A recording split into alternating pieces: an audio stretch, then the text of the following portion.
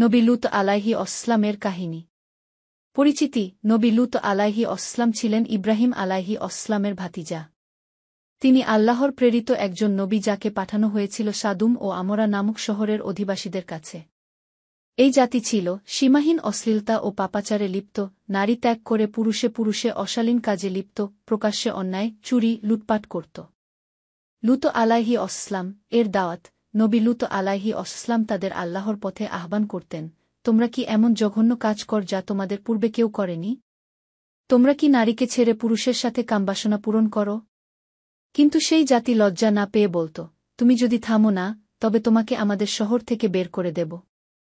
ফেরেশতাদের আগমন। আল্লাহ ৩ জন ফেরেশতা পাঠান। তারা প্রথমে ইব্রাহিম আলাইহি অসলাম এর কাছে যান, তারপর সুন্দর পুরুষের রূপে লূত আলাইহি অসলাম এর বাড়িতে যান।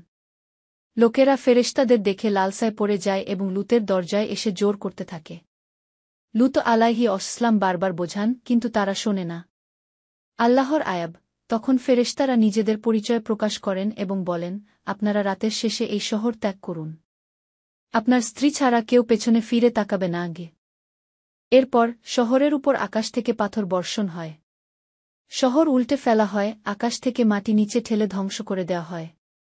গোমরাহ জাতি সম্পূর্ণ ধ্বংস হয়ে যায়। লূত আলাইহি অসলাম এর স্ত্রী, তিনি পাপীদের পক্ষে ছিলেন।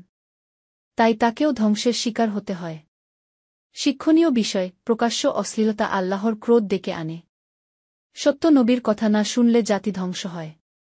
পরিবার হলেও অন্যায়ের পক্ষে থাকলে রক্ষা নেই। আল্লাহ ধৈর্য রাখেন, কিন্তু সীমা অতিক্রম হলে শাস্তি নিশ্চিত। কুরআনের আয়াত। তোমরা কি নারী পরিত্যাগ করে কামবাসনার জন্য পুরুষের নিকট যাও? বরং তোমরা সীমালঙ্ঘনকারী এক জাতি। সূরা আশ-শুআরা ১৬৫-১৬।